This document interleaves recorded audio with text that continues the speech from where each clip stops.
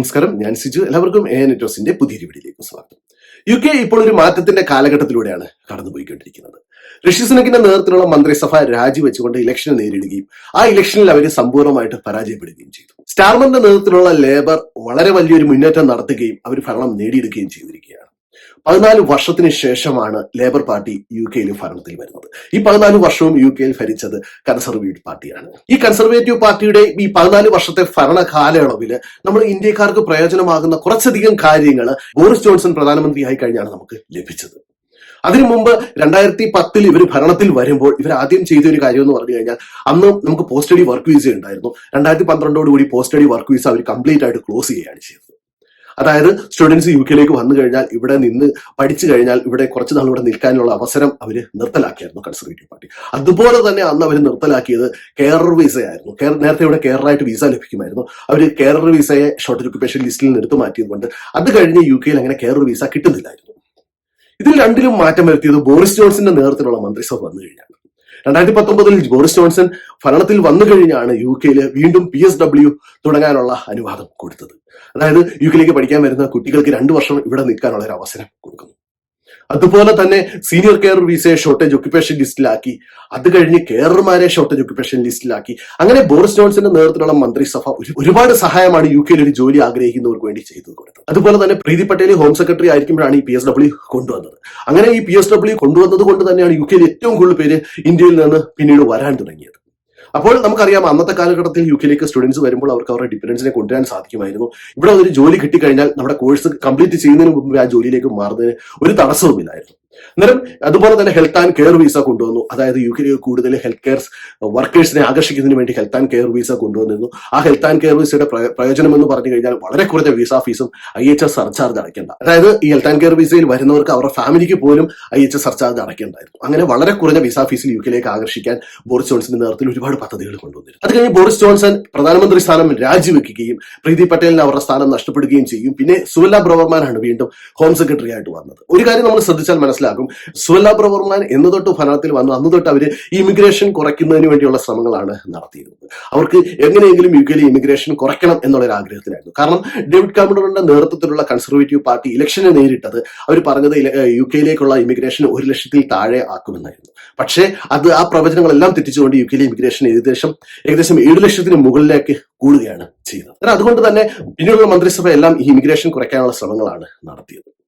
ഇപ്പോൾ അത് കഴിഞ്ഞ് ബോറിസ് ജോൺസൺ രാജിവെച്ച് കഴിഞ്ഞപ്പോഴാണ് ലിസ് ട്രസിന്റെ നേതൃത്വത്തിലുള്ള ഒരു മന്ത്രിസഭ വന്നത്. ആ ലിസ് ട്രസ് വളരെ കുറച്ച് ദിവസം മാത്രമേ UK ഭരിച്ചുള്ളൂ. എങ്കിലും UK സാമ്പത്തിക സ്ഥിതിയെ തകർത്ത് തരിപ്പണമാക്കിയിട്ടാണ് ലിസ് ട്രസിന്റെ നേതൃത്വത്തിലുള്ള മന്ത്രിസഭ രാജിവെച്ച് പുറത്തു പോകുന്നത്. അത് കഴിഞ്ഞ് ഋഷി സുനക്കിന്റെ നേതൃത്വത്തിലുള്ള മന്ത്രിസഭയാണ് പിന്നെ വന്നത്. ഋഷി സുനക്ക് ചാൻസലർ ആയിരുന്നപ്പോഴായിരുന്നു UK കോവിഡ് വന്നത്. ആ കോവിഡിന്റെ സമയത്ത് വളരെ നല്ല രീതിയിലാണ് ഋഷി സുനക്ക് ഇവിടുത്തെ ജനങ്ങൾക്ക് വേണ്ടിയുള്ള സഹായങ്ങൾ ചെയ്തു കൊടുത്തത്. അതായത് ഫർലോ സ്കീമും ബൗൺസ് ബാക്ക് ലോണും അങ്ങനെ ഒരുപാട് സഹായങ്ങൾ സാധാരണക്കാർക്ക് ചെയ്തു കൊടുത്തു. പക്ഷെ അവിടെയും ഋഷി സുനക്കിന് സ്വന്തം പാർട്ടിയിലുള്ളവരുടെ വിശ്വാസത നേടിയെടുക്കാൻ സാധിച്ചിരുന്നില്ല. സ്വന്തം പാർട്ടിയിൽ തന്നെ ഒരുപാട് പ്രശ്നങ്ങളാണ് ഋഷി സുനക്ക് നേരിട്ടിരുന്നത്. കാരണം ഋഷി സുനക്ക് പൊതുജനങ്ങളെ ഇലക്ഷനിൽ നേരിടാതെയാണ് പ്രധാനമന്ത്രി ആയത്. അപ്പോൾ അവിടെ തന്നെ ഒരുപാട് പ്രശ്നങ്ങൾ വന്നു. അങ്ങനെ സുവല്ല ബ്രവർമാൻ രാജിവെക്കുന്നു. അത് കഴിഞ്ഞ് ജെയിംസ് ക്ലവർലി ഹോം സെക്രട്ടറി ആയിട്ട് വരുന്നു.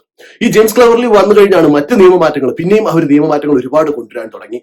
അങ്ങനെയാണ് ഇപ്പോൾ കെയർ വിസയിലെ ഡിപെൻഡൻസിനെ നിർത്തലാക്കി. അതുപോലെ തന്നെ സ്റ്റുഡന്റ് വിസയിൽ വരുന്നവർക്ക് റിസർച്ച് പ്രോഗ്രാം ഒഴിച്ചുള്ളവർക്ക് ഡിപെൻഡൻസിനെ കൊണ്ടുവരാൻ സാധിക്കില്ല എന്നുള്ളതാക്കി. അതുപോലെ തന്നെ സ്റ്റുഡന്റ് വിസയിൽ വന്നു കഴിഞ്ഞാൽ അവരുടെ കോഴ്സ് കംപ്ലീറ്റ് ചെയ്യാതെ വർക്ക് വിസയിലോട്ട് മാറാൻ സാധിക്കുന്നില്ല തുടങ്ങിയ നിയമങ്ങളൊക്കെ ഒരുപാട് കൊണ്ടുവന്നു.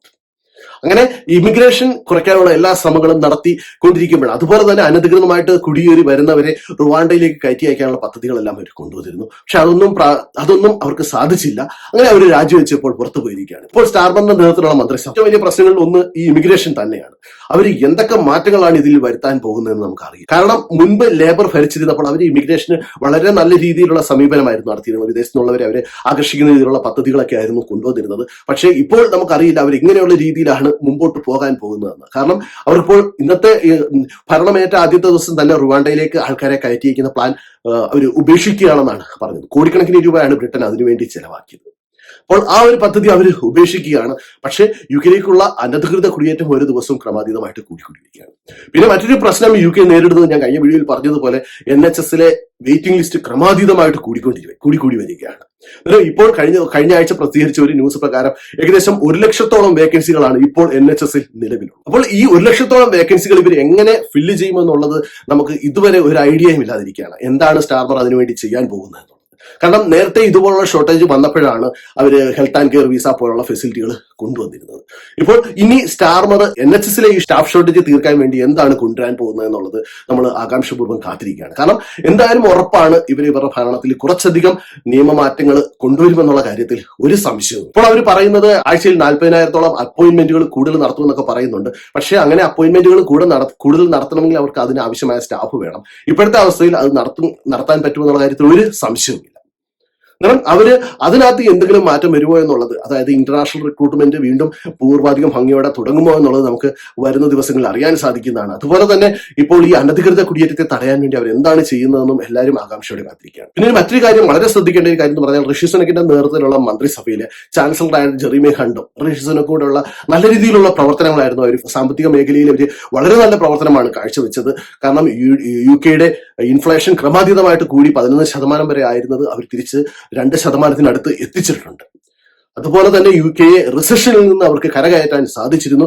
പക്ഷേ അതൊന്നും സാധാരണക്കാരന് ഗുണം കിട്ടുന്ന രീതിയിലാക്കാൻ സാധിച്ചിരുന്നില്ല. കാരണം ബാങ്ക് ഓഫ് ഇംഗ്ലണ്ട് അവരുടെ പലിശ നിരക്ക് കുറയ്ക്കുന്നതിന് അവരുടെ പലിശ നിരക്ക് ഇതുവരെ കുറച്ചിട്ടില്ല. അതുകൊണ്ട് തന്നെ ഇതിന്റെ നേട്ടങ്ങൾ ഡയറക്റ്റ് നമ്മുടെ സാധാരണക്കാർക്ക് ലഭിക്കാനുള്ള അവസരം ലഭിച്ചില്ല. കാരണം ഈ ബാങ്ക് ഓഫ് ഇംഗ്ലണ്ടിന്റെ ബേസ് റേറ്റ് 5.25 കൂടി നിൽക്കുമ്പോൾ ഇവിടുത്തെ മോർഗേജ് റേറ്റുകൾ ക്രമാതീതമായിട്ട് കൂടും, ക്രെഡിറ്റ് കാർഡിന്റെ ഇൻട്രസ്റ്റ് റേറ്റുകൾ ക്രമാതീതമായിട്ട് കൂടും. അതുകൊണ്ട് തന്നെ സാധാരണക്കാർക്ക് അതിന്റെ പ്രയോജനങ്ങൾ കിട്ടി തുടങ്ങിയിട്ടില്ലായിരുന്നു. പക്ഷേ ബാങ്ക് ഓഫ് ഇംഗ്ലണ്ട് പറയുന്നത് അവര് ഉടനെ തന്നെ ഈ റേറ്റ് കുറയ്ക്കുമെന്നാണ് പറയുന്നത്. അങ്ങനെ അവർ ആ റേറ്റ് കുറച്ചാൽ മാത്രമേ നമുക്ക് സാധാരണക്കാർക്ക് അതിന്റെ ഗുണങ്ങൾ ലഭിച്ചു തുടങ്ങുകയുള്ളൂ. പുതിയതായിട്ട് ഹോം സെക്രട്ടറി ആയിട്ട് വന്നിരിക്കുന്നത് മിസസ് കൂപ്പർ ആണ്.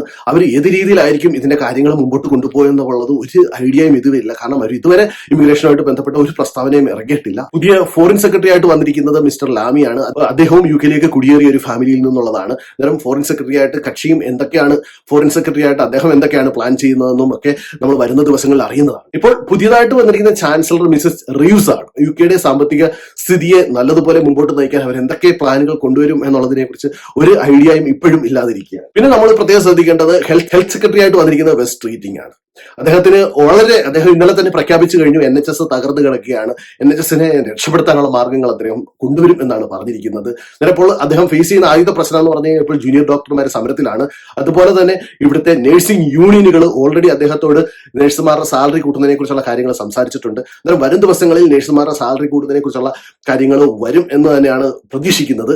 അപ്പോൾ നമ്മളെല്ലാവരും നല്ലൊരു നാളെ പ്രതീക്ഷിക്കുന്നു. നല്ല നല്ല തീരുമാനങ്ങൾ, സാധാരണക്കാർക്ക് പ്രയോജനപ്പെടുന്ന തീരുമാനങ്ങൾ വരുമെന്ന് തന്നെയാണ് പ്രതീക്ഷിക്കുന്നത്. അപ്പോൾ നിങ്ങൾക്ക് എല്ലാവർക്കും ഈ വീഡിയോ പ്രയോജനപ്പെടുത്താൻ ഞാൻ പ്രതീക്ഷിക്കുന്നു.